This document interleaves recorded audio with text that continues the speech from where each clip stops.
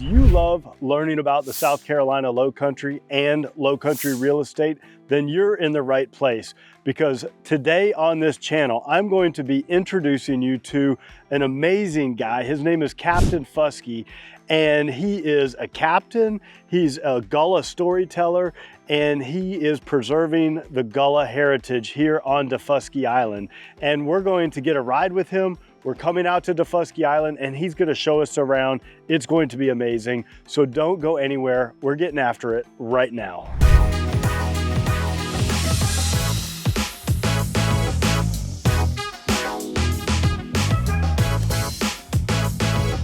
All right, so I'm really excited about today's video. This is Captain Fuskie. That's right. And Captain Fuskie actually runs a charter service where he'll take folks from Savannah, Beaufort, Bluffton, Hilton Head Island, and he'll take them out to Daufuskie Island, and he teaches folks about the Gullah Geechee heritage.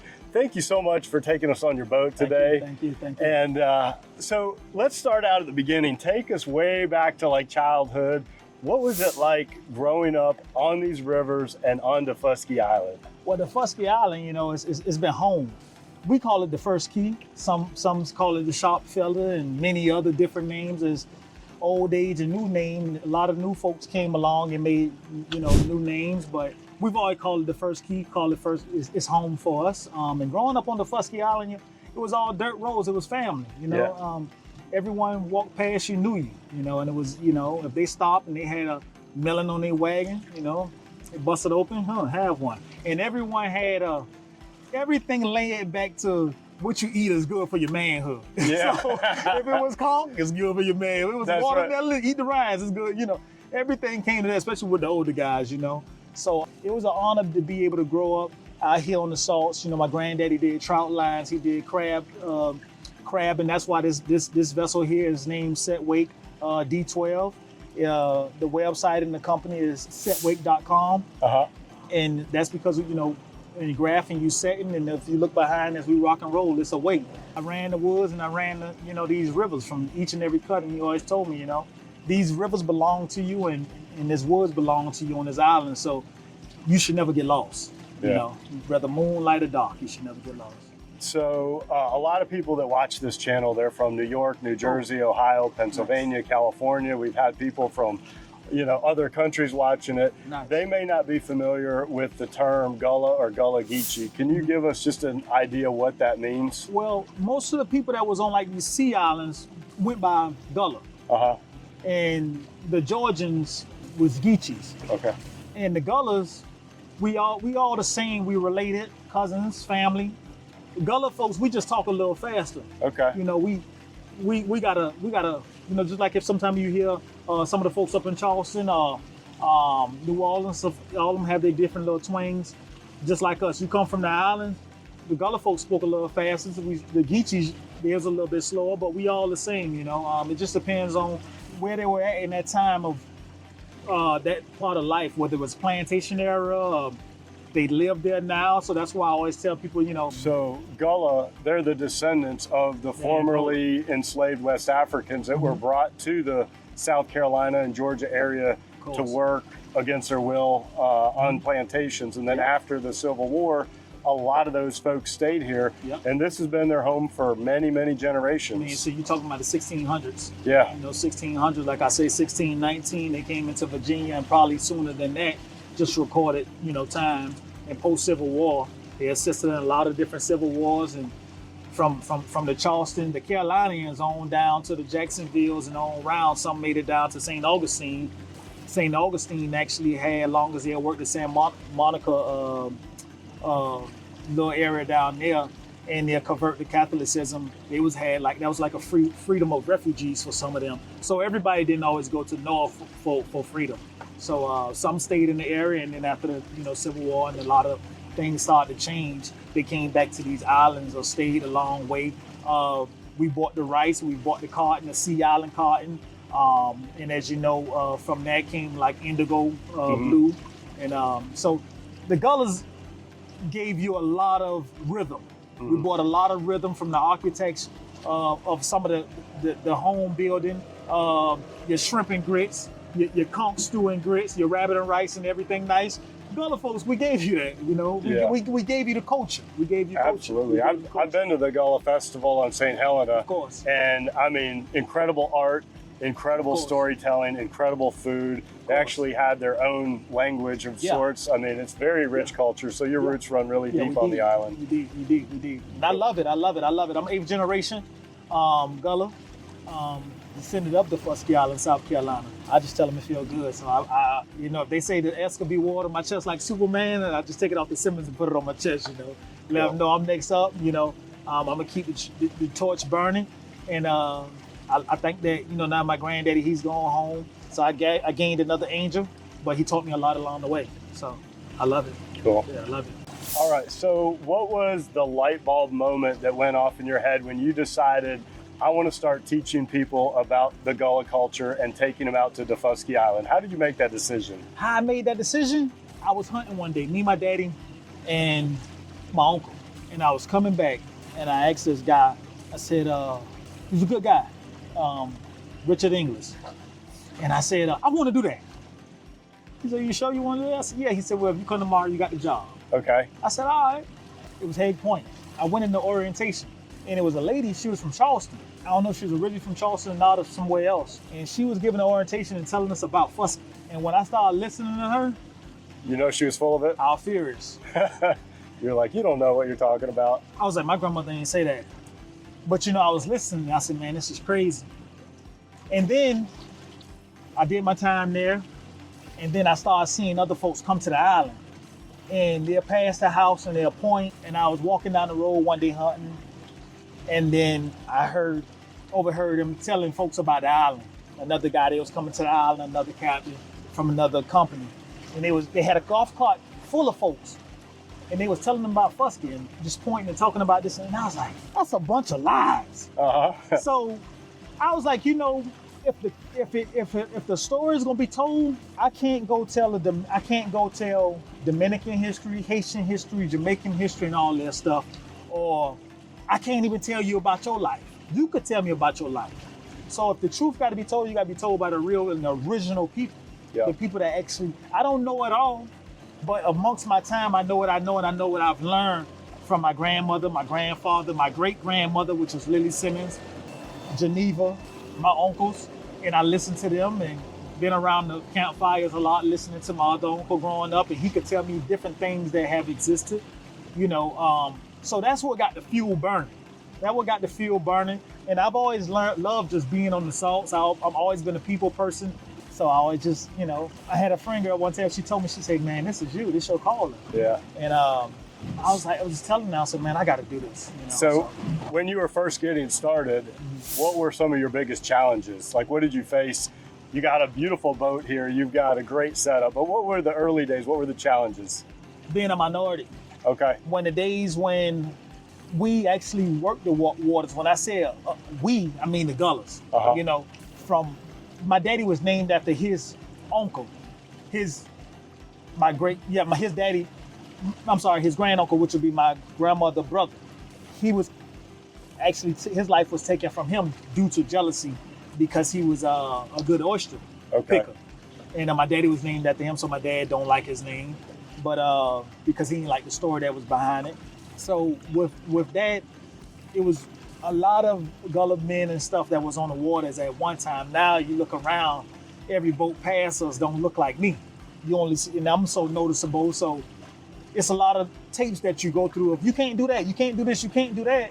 But you're like, man, he doing it. Yeah. You know, he pulling up to the same dog. You're like, what's the issue? So then you understand it's my complexion. You know, it got to be my complexion. So that was it. And then being a minority in class, I mean, 9 times 10, there's only one of me, you know, sitting in class, learning and doing everything. So what gave me fire to excel every time. It just gave me fire because I know it was always a challenge. I know it was always the light was on me. So it gave me fuel to prove that I belong. I deserve this. I can do this. Like I can do it. Just you might try to make it complicated, but I'm gonna show you how easy it is. You know, it's just almost like football. You know what I mean? It's almost like some of those guys is back in second grade or third string or a D3 player saying that, star 3 versus 5, and he's saying, man, I can run that play. Yeah. I can do it. Just give me the ball. And these are not the easiest waterways to navigate. No, because you got a lot of shoals and banks in here. So if you don't stay on it, they move and they switch and they turn. And like my granddaddy always told me, man, this is cheap. This cheap. This is cheap. Yeah. In this area here, you're supposed to know it by the back of your hand. All right. I got it. Cool. So God first and family second and everything else, fall in line. And like I said, I'm happy to be a Simmons, but my grandmother, she was always a praying woman. So I always put my trust and faith in the Lord, and everything will see me through. Amen. Yeah. All right. All right, guys. Welcome to the Fuskie Island, South Carolina. I'm back at you once again, Captain Fuskie, the one and only rocking on the salts. We were riding at the Fuskie Island right here in Benji's Point, which is the county dock. And it's a lot of lovely history right here. The Fuskie Island is approximately north to south 5 miles long, east to west 2.5 wide. And right now, Benji's, we will call it the front side because it's the county dock. Also where the late great Captain Sam's, Miss Stephen brought his first boat, the Visitor, to as well, where we hold the Fuskie Island annual, the Fuskie Island History Day right here. My grandmother set up and all the local islanders are set up, and it's a festival day. All of us come back home, celebrate the island, good cooking, good food, friends, family. And we hold the longest celebration in the southeastern border. So the Fuskie, to be exact, is tucked away between Hilton Head Island, South Carolina, which is the highest tourist spot too as well. Tybee Island, Georgia, next to Savannah, Georgia. Also sits our backside, Bloody Point Beach sits on the backside off the Atlantic Ocean. And Benji's, we'll say the face side, facing towards Savannah. You can see the river cranes on the ports that's in Savannah and catch a lot of beautiful sunsets. Grew up right here swimming in these rivers because before a lot of development, we didn't have swimming pools for the Gullah community. We learned how to swim down here. Baptism was held down here. We did fishing, crabbing all down here. If you was a strong swimmer, you go outside the dock. If you didn't swim as strong, you stay inside the dock. The Fuskie has seen a lot of different seasons and turns. And this is the home of the Gullah community. This is the home of the Mogonian Indians and the Creek Indians, Yamasee Indians. And this is where the Bloody War also kicked off too as well. And as you all know, the Fuskie was split into 10 different plantations. But we're gonna go ahead and get on and we're gonna dock and we're gonna go on throughout the island. I'm excited. Show you guys what it's about. I hope you're excited. Yeah. All right, so now we're right here on the Fuskie Island. So as you know, I'm Captain Fuskie, and I'm back here bringing you home with me for the Spanish oak trees, and we were to call it the first key. As you'll see, right here at Benji's Point was where a lot of things took place, from baptism to the Fuskie Day. Is annually, every year, June 27th is the Fuskie Day. We hold the longest celebration on the southeast out-season border on these sea islands. With that being said, the day before, I would bring my grandmother table down here. We would set up my cousins, my aunties. That's my cousin Solomon. He's original, the Fuskie Island original Solomon Wiley. And his mother will come and set up her table about right there. And they'll have double crab, food, good dishes, and we'll celebrate all down here.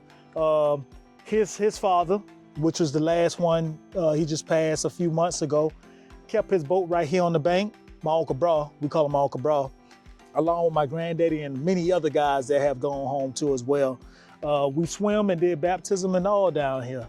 And as you can see, this was the old co-op, and this has been the Marshall Mama and a lot of more fancier, things down here too as well. But we'll come down here and enjoy a sunset and fish. As you can see, my uncle, he coming down right now. That's my other uncle right there. All right. We call him Kang Kang. Kang? Kang. Clarence Simmons, the man of many trades, could do it all. Electric, plumbing, mechanic, everything. And he's been down here, and I grew up under him. That's who I grew up. He came and got me from Savannah in the Del Monte box when I was born on a boat called Last Chance. And he brought me to the Fuskie Island. And from there I learned the waters, I learned cutting wood, a little electrical work, hunting. I'll tell you what he did to me one day. I was getting on his nerve. He was hooking up a horn in the boat. And he told me, he said, hold the wires. And I grabbed the wire, he hit the switch and burnt my hand. Oh my God. He said, you ain't holding tight enough. I said, all right, I got it. But as I say, this is Benji Point. This is the schoolhouse. Right here? Yeah.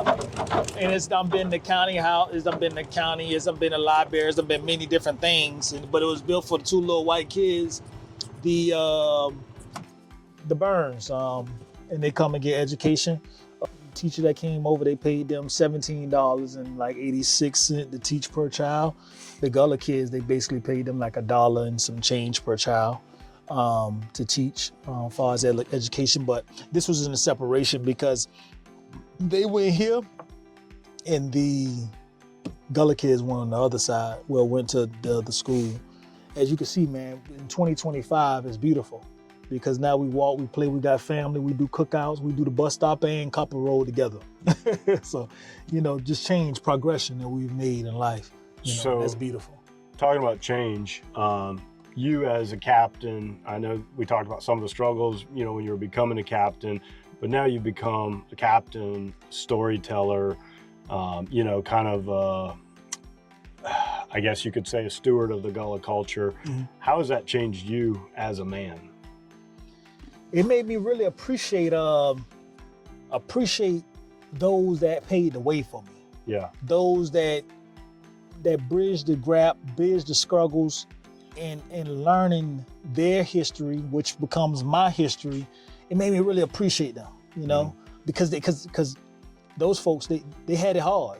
They had it hard, and as we know, the generations of the day ain't built like the folks from yesterday. I mean, you could even feel it in their handshake. You shake the older man's hand, man, it was like a hand of bricks. Yeah. The kids today, their hand a little frail. So it makes me, I love it, man. Sometimes I come over and I just go to the cemetery just to let them know how much I appreciate them. Let them know that, I'm gonna keep it going and keep it burning, you know what I mean? And they just continue to guide me and my angels, So. So since you've been doing this, I talk about the ripple effect. You have taken so many people out here and you've introduced them to this island and the Gullah culture. How do you think I know, you went through your own struggle to become a captain, mm-hmm. and it wasn't easy. No. And, now you've come out on the other end and you're successful. How have you affected other people? Taking people out here, but even the people around you, your family and friends and the tourists that come in, how do you think you're making a positive change in other people's lives? I'm getting a chance to show kids that football ain't the only way, basketball ain't the only way. If they're locked into certain communities, they're not the only way. I know Jordan look like you, but that's not the only way. Tiger might look like you, but that's not the only way. Yeah. When you thinking like, man, I like to go ride a boat, but all you know is fishing. I'm like, nah, dude, you can be a captain too. Yeah. Like, don't be discouraged. You can do anything you put your mind to, you can do. And I was telling the kid the other day, I said, what the mind can conceive, the will achieve. Yeah. If you can think and dream it and believe it and visualize it, I don't care if you're sitting in a box. If you can have a vision, you can make it a reality. Where'd you learn that? I just put it together through life. Yeah. Just going through life. My daddy told me the other day, I was working on a Mini. With that, it was like, you can't do it. So I'm gonna show you I could do it. So I said, what's my name? He was talking about another mechanic. I said, what's my name? I'm Shed Simmons, man. I could do anything I put my mind to. I love it.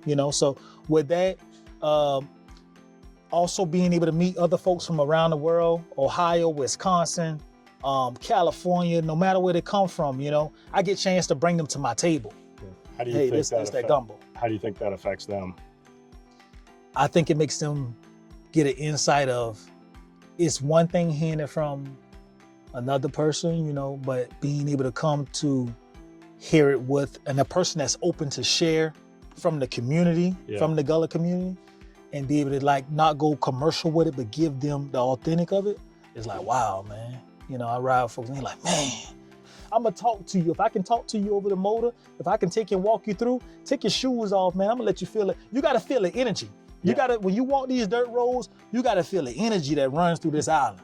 Okay. You gotta embody this. You gotta embrace it. Fuskie is not I always tell the folks, I don't sell tours. This is an experience. Yeah. I'm not giving you the commercial. I'm bringing you through and through. And if you ain't scared of red bugs and ticks and things like that, put your pants leg in your socks, man. I'm gonna take you through the woods, man. We're gonna cross a few humps, walk a little bit, ditches, watch the rattlesnakes and the copperheads and the moccasin, but we're gonna make it through. Yeah. I'm gonna show you, this is how I grew up. So that's one of my last questions I wanted to ask you. If, you know, people are coming here for the first time on the rivers, here in the woods, everywhere around here, what do you see that we don't see? What are you paying attention to? What are the details that catch your eye that probably people don't notice when they come through either the rivers, the marshes, the island? The medicine bushes. Yeah. Where a coon might be at, where a squirrel branch that he might jump, that deer, that gator, those that's hanging in the water playing. And I'm like, it's been passed to me from my granddaddy, from his, this is a gator hole. Yeah. You know, you might not want to hang around here and play too much, you know? We got some big gators. Different little tracks, different little herbal and medicine bushes. Yeah. I see my childhood. Isaiah Graves, just to show you a little bit, this was his house. My daddy and my uncle that you just saw, they used to come move his cows and water his horses for him. Well, when he was passed, he left this for my dad and the one that you just saw, Yeah. Clarence. Well, along his sister had another plan. She sold it from under him to some other folks that had bought it. We had enough land, I guess my folks, they didn't make it too much of a funk out of it, but they was a little hurt by it because it supposed to came to them, you know? Yeah. But throughout the time, that's how a lot of us, you know, land was even sold under for dirt cheap, you know, because another family member saw green dollars instead of keeping it in the family or not paying any taxes in one way or another. So, you know, in-house robbery, you know, we can't blame nobody else. Hey, they just purchasing it. They just a purchaser, you know, Yeah. you can't blame them. You know, you could blame them and say, hey, you stole that or you rewrote that. You can say that then, but if someone that's next to you take and sell it, Yeah. from under you, they didn't Some people steal just it. come out here and they're like, this is gorgeous. I want this. I want to Yeah. be here. You know? But The Fuskie is beautiful. And I always say, man, I always tell my cousins, North Carolina don't have nothing going on. don't take offense at that. Yeah. Watch it from North Carolina. North Carolina don't take offense to that. Miami don't take offense to that. You know, Atlanta and many places in the world, but so far for my family, I always tell them they don't have nothing going on. Come back home. Yeah. All these medicines, pharmaceuticals, they just pumping you one thing to the next and keeping you coming in and out. And that's passed down from generation to Generations. generation. That's generations. That was Yeah. generation. Those remedies come from generations. These I think I'm making your fingers off, man. All right. All right. But that's generation stuff. Yeah. So if people want a little taste of Daufuskie Island, Sally Ann grew up on this island and she used to... Sally Ann is in my daddy time. Yeah. What I do is when I bring folks through, long as it's the season for it, we do a crab ball, teach them how to pick crab, teach them how to eat crab. You know what I mean? So, and that's just keeping it going because when you pass the house, we got Simmons crab, Simmons double crab. That's what we did. You know, my grandma had the famous double crab. Rest of God, rest his soul, Mr. Lawrence and Mr. Jank. What also inspired me to do this was not just listening to the incorrect stories being told. I used to sit on the porch as a little boy and folks would line up at my grandmother's door. And I'm gonna show you in a second. Folks would line up at her door for double crabs and wine. They made wine, like homemade wine. And Mr.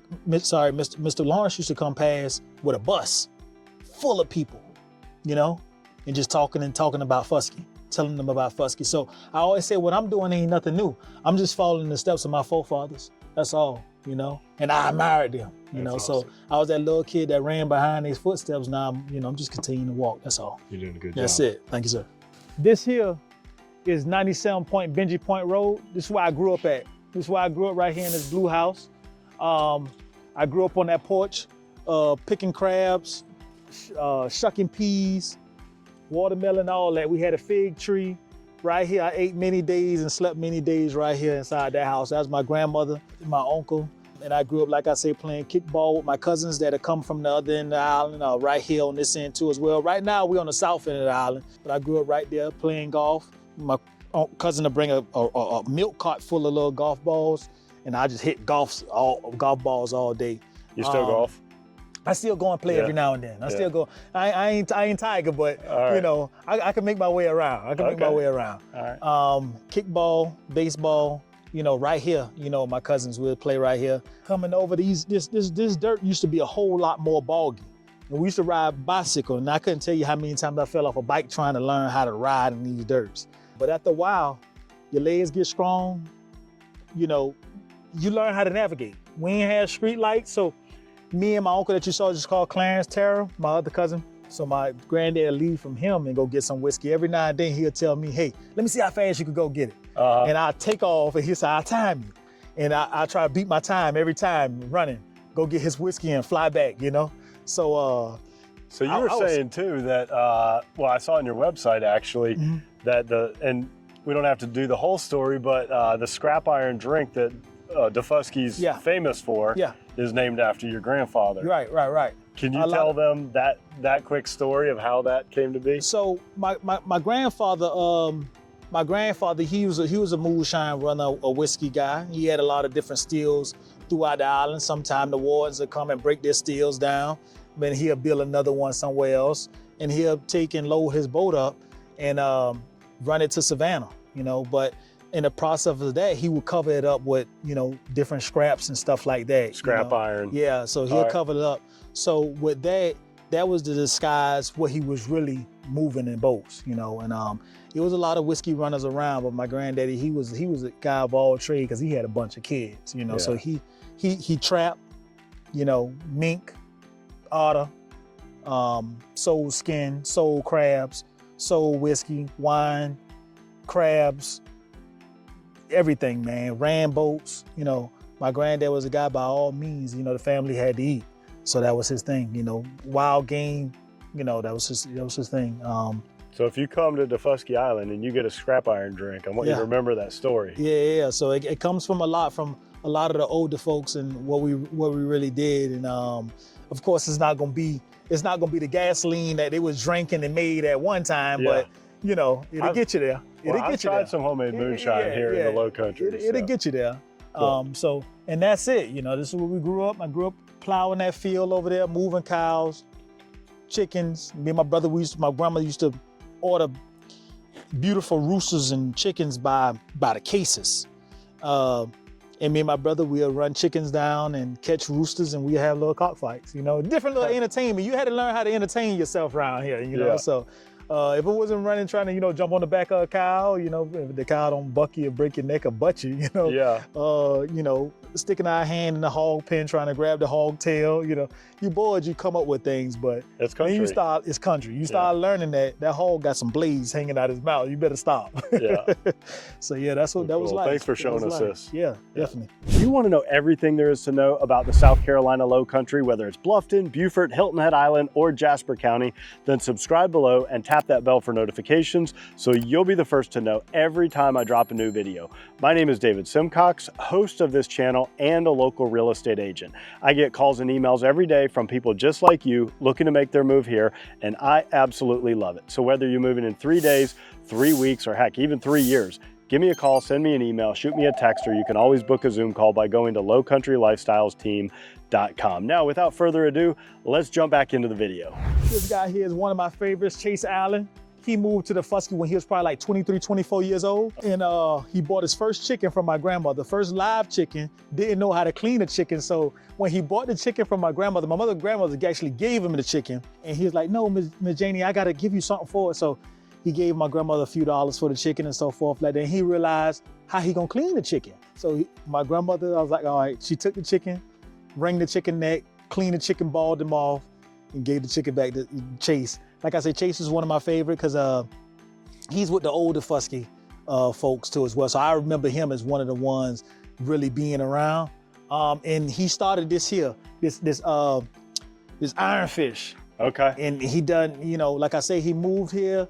Anyone come, I always bring them around here, especially for my history. I always bring them by Chase because he has his own story. Like I always say, everyone has to tell a story. I could speak for the Gullah folks here, you know, the Dominicans, Asians, Jamaicans, they could speak for their countries and stuff like that there. You could tell your own story. Chase can tell his own story. And this is his story, you know, of how he done everything. So I could tell you about him, but he tells it best in his own words. So I tell folks, I give the introduction, but he gonna tell you himself. So if you do come out here to the island, make a stop here. Yeah. And you always can purchase nice little gallery. It runs on an honor system. So his honor system, he has a QR code, you scan it, you purchase it, you know, and so forth from there too as well. Also, they have real estate too as well that they you can Airbnb out to as well.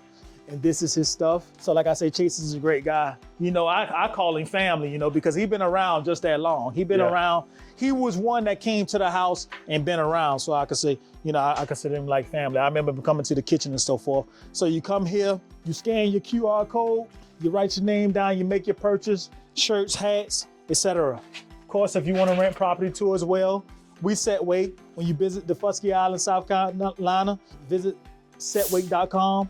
You'll run into me, Captain Fuskie, or one of our other captains. And if you're renting through them, a lot of different more Airbnbs on the island, 9 times out of 10, you probably coming through Setweight. So you probably get a chance to meet me in person, or you'll meet another captain, but somewhere along the way, you'll run into me.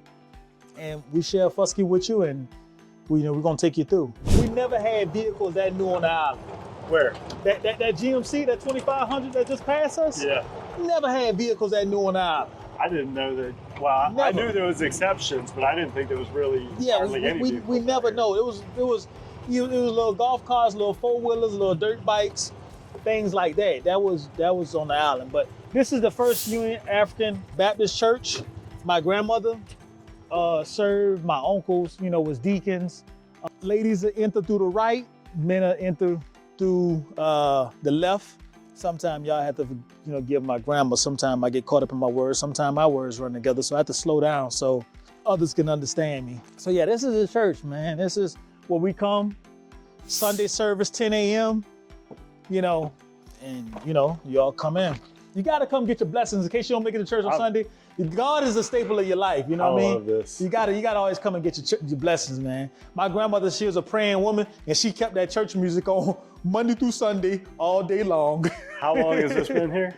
This church has burnt down, as you can see it's on the staple back there. This church has been here since like 18. This church has been here now. Well, since we're in a church, I'm gonna ask you a deep question. Come on. All right, so making the full circle, the new man that you've become, teaching this history and taking people on this journey with you, if you could go back in time and talk to your younger self, what would you tell him about the man he's going to become on this journey? Oh man, listen to the elders when they was talking to you. Yeah. Yeah, listen more and hang with them more and soak up more. Yeah. My grandma's famous saying was, manners take you where money don't take you. And it take a lifetime to make a true friend. It take a second to make an enemy. She used to always tell me that. So if you don't have friends, don't worry about it, because sometimes folks will look at you and don't like you. You never did nothing. But manners take you where money don't take you. You always put a hand on individual's name. Yes sir, no sir. If it's a toddler, yes sir, no sir has become slang to me. So the younger me was like, man, what's your name? John. Okay. Then now I'm like, what's up, John? How you doing, Miss John? I don't care if you're 8 years old. Yeah. I don't care if you're 100 years old. Mr. John, I'm Miss John, however. So, and I would ask more questions. I would ask them a lot more questions, because they were the roots. It was like deep roots. So I would ask, my grandmother, she used to share a lot with me and tell me a lot. Sometimes it's just conversation, just be talking to me and telling me about, when she was a little girl and how she grew up and who existed and who used to stay here, who was kin to who was, and I would ask how they was kin, but I would ask more about her mother had I known, because I knew my great grandmother Geneva, but I was still kind of young when she passed versus my grandmother Lily. I basically grew up with her eating ginger snaps, Coca-Cola, sitting on the porch with her and listening to many stories, from many things that have happened on the island. From the story of my daddy, how he got his name, how this person passed, how that passed, how they heal snake bites, what the things she did as a little girl, where she come from, who was who, so I would have asked more questions. I would have asked a lot more questions. Like I would have sat there and did the writing. If I like the me today to yesterday, I would have asked more questions. That's a good answer. That I would have just had questions, I would have had questions. Thank you for sharing this with us. Thank you. And grits, but you gotta have conch, stew, and grits over rice. If you know the Gullahs and the Geechees, man, we eat rice like Asians. We started the rice fields here, and everything with rice. Everything with rice. I don't care if it's sausage dog and beans, rice. Yeah. Shrimp, rice. Yeah. Fish, rice. Smothered turkey rings, rice. Nice. Everything rice, you know, so it's honest. I love the food here in the Low Country. Yeah, love it. That's Miss Frances Jones' house. You'll see a lot of these houses in a Creole style house. When the Africans came, they brought a lot of their stuff with them from the poachers that they build. This is the original schoolhouse. Also school ground coffee. Also the Fuskie Blues. This is the Merrifield Schoolhouse. And as you know, the great author Pat Conroy, he taught right over here. He came over here and taught for a year. But in that time there, he taught my uncle and aunt in that classroom, Miss Frances, Miss Futch. They taught in that class there with the kids too as well. So Miss Frances, she was the staple of the island as far as education. And Pat Conroy, he came later in time, was given the opportunity to come over here and embrace and teach the Gullah community. But he had some strife from the people high up in Beaufort County, so he kind of, got him away. But he came in the time that he did, from my understanding. He did some great things. Did a good job. Bought some great books. So it takes a village to raise a child. So what you don't learn from me as being an uncle, you might learn from your daddy, you might learn from granddaddy, you might learn from your friend daddy. So it took a village, everybody pouring and mold, that. So, and that's what Capt did to the community as well. We're getting them off. And so if you don't know who we're talking about, Pat Conroy, he wrote a bunch of books, and a bunch of his books got made into movies. The Water is Wide is the book that he wrote about here. Yep. And so if you want to go and check that out, that is a great book. I've read a bunch of his books. He's one of my favorite authors. And he took the kids from the Fuskie and he took them on field trips. I think he even took them up to Washington, D.C. Yeah, he took them to Washington, and Pat did, as we all get, I keep bringing it back, when there was a high color thing, he was doing in our community. If it was vanilla kids, like I like to call it chocolate and vanilla. So if vanilla kids, he probably wouldn't have had no strife. But the chocolate kids, and what he was doing is enlightening and showing them different things and showing them that they can really, you got someone believing in you. If you run a 5.4 and I say I believe in you and I work with you every day, that 5.4 become a 4.5. Yeah. 40, because I believed in you, and now I gave yourself to believe in you. So throughout life, you gonna carry that on, and that's what he did. So that's what he did. So and he ruffled some feathers along the way. But hey, he doing a good thing. Like a great saying about, I think it's Martin Luther King or Malcolm X. In order for a man to be willing to live, you got to be willing to die. So he was willing to sacrifice, basically his future, his career.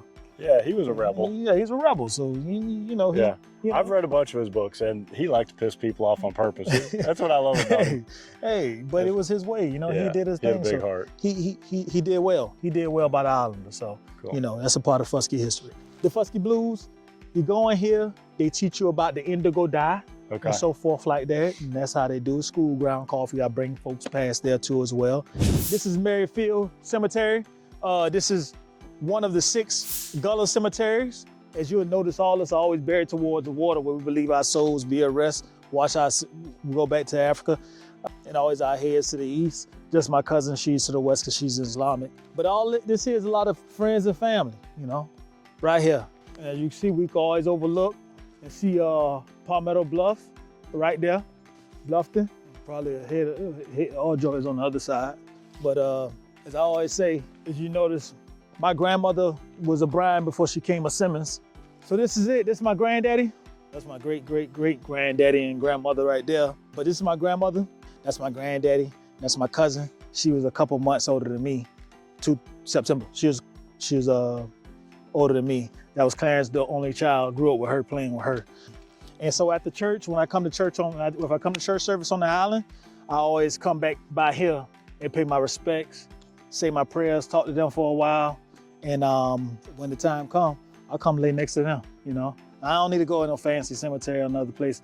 I pay my dues, keep this clean, keep everything organized, pull these things up, burn it, keep it cut down, and I'll come back and lay with them, Just don't be in a hurry to do that. I ain't in a hurry, but it's family, so I always come back, I believe that they got me covered. I dig my first grave down there with my uncle when I was approximately, I think, 8, 9, 10 years old. And it took forever for that dirt to set up, man. And we saw we saw a guy actually walking. The more faster we were trying to catch up with him to give him a ride, the faster he kept going. We never caught that guy. By the time we got to the tree, he was gone. So I was like, wow. That was my first time actually seeing an actual person as a figure that was a spirit. Are you serious? Yeah. I tell you, I could go right here and I could tell my uncle, you can ask him that same story and he'll tell you the same exact words without me present. So I've heard stories like that about like Land's End out in St. Helena. Yeah, yeah. You know, the Land's End lights and all that. Well, I was at the hog pen one day and I saw a guy. Wow. And I went and I told my grandma, I said, man, grandma, somebody on the property. So my granddaddy was like, somebody on the property? And I was like, yeah, they standing at the hog pen. So they came out and they looked at the hog pen, nobody was there. I told my daddy, I said, man, I know I saw the man standing right there at the hog pen. He was standing over the hog pen. Well, thank you for showing me this. This is special. Yeah, so this is it. Thank you so much for staying till the end of the video. I hope you enjoyed meeting Captain Fuskie. I hope you enjoyed learning about the Gullah heritage here on Daufuskie Island. I hope you enjoyed the boat ride. And of course, if you want to go out with Captain Fuskie, he'll pick you up in Savannah, Bluffton, Beaufort, pretty much anywhere in the Lowcountry, and he'll take you on this trip. You can find him at setwake.com. That's SETWAKE.com. And of course, if you want to find your own low country lifestyle, you can give me a call, send me an email, shoot me a text, or always book a Zoom call by going to lowcountrylifestylesteam.com. It's been an absolute pleasure spending time with you today. I hope to meet you in person at some point, but if not, I will at least see you on the next video.